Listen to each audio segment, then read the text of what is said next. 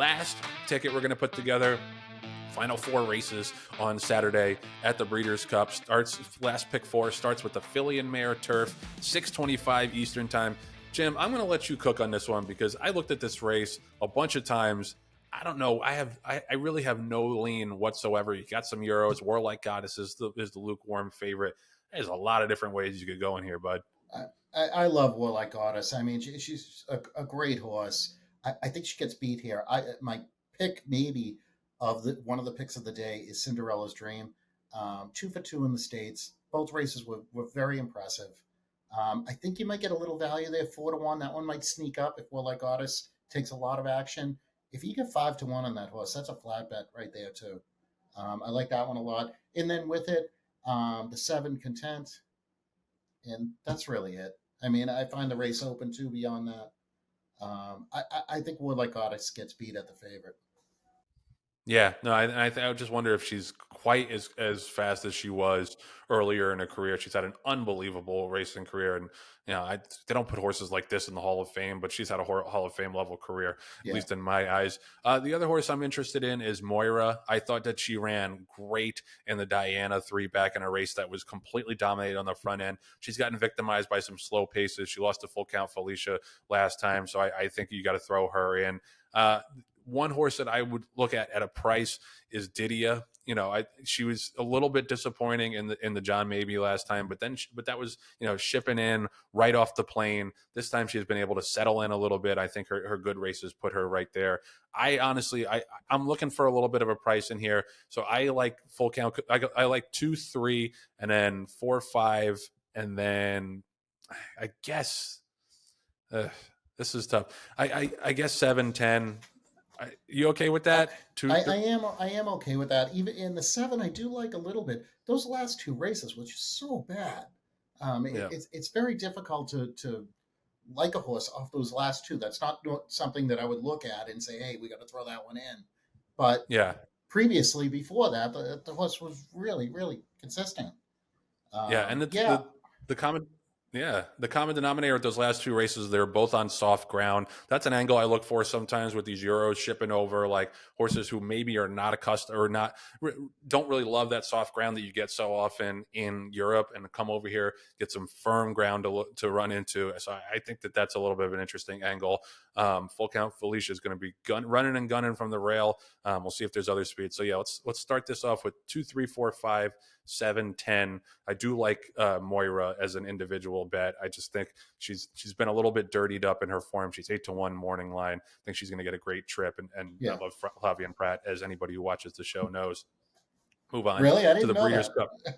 Yeah, that's my boy, bro. That's my boy.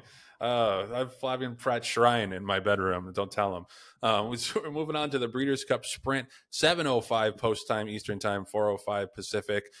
This is a race that I'm reluctantly going to use Nakatomi. He knocked me out of everything in the Vanderbilt. I thought he was a little bit of phony. He won me over in that race. You've obviously got Federal Judge, who's 3-1, straight no chaser. Like to me, like in a race that's full of speed, he might be the speed of the speed.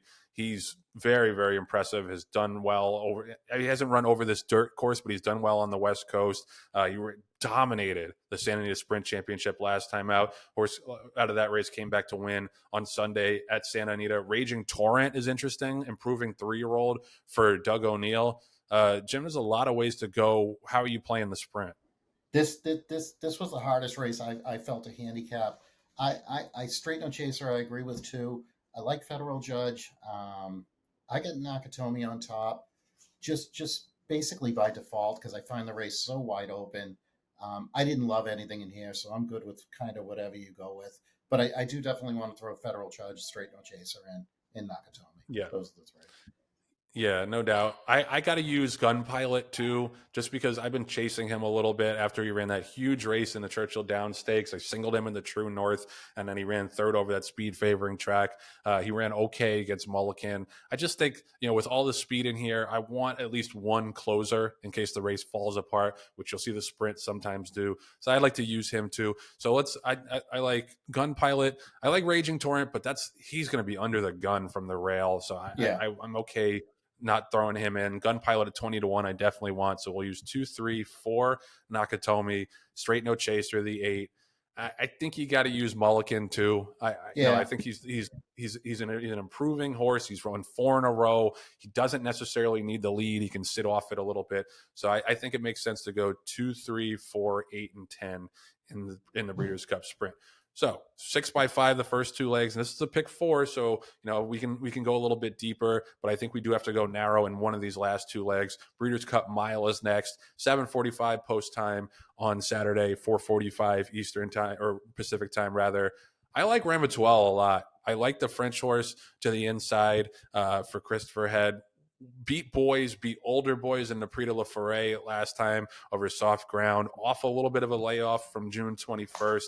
I just think she's getting good at the right time. She's never been out of the try. She draws well, and her rider comes over to ride. Has ridden her in every single race except one. There's a lot of ways to go to.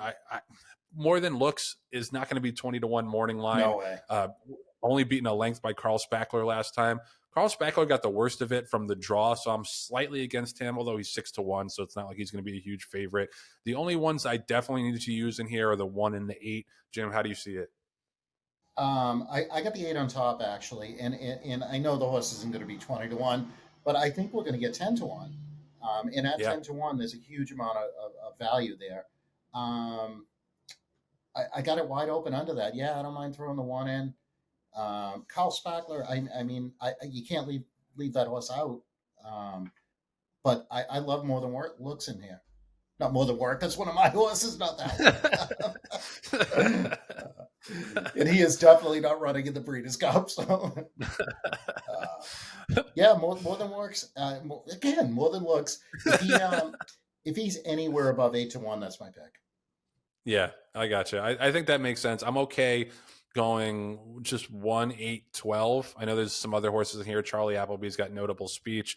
I mean, Charlie Appleby's won this race 3 years in a row, so maybe we should throw him in too, Definitely, just yeah. so he doesn't beat us. The only other horse that kind of looked a little interesting to me is the Japanese horse, the 3 Geoglyph. Horse hasn't won in a long time, but has consistently been running figures right around what it would take to win this race. And I don't know. We haven't put any Japanese bombs in any of our tickets. We've put some shorter price Japanese horses in here. I think that he's one to throw in here, and it's going to be 25, 30 to 1. So if you're good with that, I'm going to Yeah, go one. Yeah. there's One, nothing with three, that horse six. that I like, but if you like it, I'm in. All right, we'll go 1, 3, 6, 8, 12. So we're 6x5x5 going into the final race of the 14 Breeders' Cup Championship races. So 6x5x5, that puts us at 75 times whatever we use for this last race for a 50-cent ticket. It's the Breeders' Cup Dirt Mile. Typically, this race has a pretty fast pace. To me, on paper at least, the horse to beat is Domestic Product. I think the race sets up for him. He ran great last time out in the Allen Jerkins. He's been dynamite since they figured out that he wants to be a one-turn horse for Klarovich and Chad Brown. He's the horse I think they got to get around. Skippy Longstocking has a big chance, but he drew 14, and it's a very, very short run to the first turn. So I think that puts him in a real jackpot. Saudi Crown from the rail on his good race is the horse to beat. But his race in the Godolphin Mile was terrible, and his return race at Ellis was okay, but it wasn't. He was 3 to 5 in there and won by a length and 3/4. He's got to step it back up. Those are the main two to me: are Saudi Crown and Domestic Product. Jim, is there anybody that really jumps out to you? Not really. I got Domestic Product on top. If we had to cut the ticket short, I would single this one. I love that horse in this spot. Um, Deeper than that, Skippy Longstocking, like you said, if it wasn't from the 14, I would love that one too. But that's a hard ask. I mean, from that spot. But definitely 914 Saudi Crown you could throw in there. How deep can we go? Yeah, we're I think this is the perfect spot to go 4 deep. I think there's two other horses that I would use at prices. I'm okay with 1-9 and throwing out Skippy Longstocking. I think Post Time is interesting for Brittany Russell. I think the horse has run well in some big spots. Could get a good setup in here. I don't know if he's good enough to outclose Domestic Product, but I just think he's run some negative numbers on the Thoroughgraph sheets, and he's going to be a price. Has to work over the track at Del Mar, which I love to see. I think Mufasa is interesting on towards the outside for Nacho Correas. He's 10 for 13. He's 2 for 3 since coming to America. He won the Vosburg last time out. Obviously, it wasn't a great Vosburg field, but I just look at that race at Colonial, and I know the dirt track plays fast at Colonial. He ran 119 and 4 for Yeah. 7 furlongs. I don't care how fast the track plays. If you can run sub 120 on dirt for 7 furlongs, you got a lot of talent. He's getting good at the right time. So I would suggest that we use Domestic Product, Saudi Crown, Mufasa, and Post Time, which would be 1, 8, 9, 12. What do you think? I'm good. I love it. Mufasa, definitely, Awesome. that makes a lot of sense. That race at Colonial was a tough field too. That was not a gimme by any means. Yeah, Um, he dusted and Repo Rocks. yeah, and ran absolutely huge. So yeah, I have no problem with that. And we're going to get good value on that one. My Yeah. little bit concern is that Domestic Product's going to go off a big favorite. I mean, I think people might pile on something like that. Mm-hmm. But again, in the multi race tickets, who cares? Let's connect. Yeah, no doubt, and I agree. He's 7-2 morning line. I don't see any way that he actually goes off at that price. I'm hoping that Muth takes a little bit of money because I just don't think he has any shot. He's 9-2 morning line, so that's perfect. That puts us at an even 300 for this late pick four ticket. We're going 2, 3, 4, 5, 7, 10 in the first leg, 2, 3, 4, 8, 10 in the second leg. In the third leg, we're going 1, 3, 6, 8, 12, and the final leg we'll close it out with 1, 8, 9, 12, even $300. Total investment over the 2 days of about, doing the math right now, about 1,300, 650 each. I think that's reasonable for a big weekend like the Breeders' Cup, like I said, especially for Jim. So I feel good about these tickets. And yeah, Jim, any closing thoughts? No, I think it's a great card. I think it's really interesting now that we have so many Europeans and Japanese horses coming in because I love the way Japan's doing their program. I mean, it's taking control of the industry and not in a bad way. So we have to embrace it. And once I think a few years of having all these Japanese horses in the circuit are going to get us used to handicapping it, and it's going to be a little bit easier down the road. We're going to understand it a little more because I know from my standpoint it's still brand new. Um, so hopefully, Totally. 5 years from now, it's commonplace, and now we're used to these horses coming in.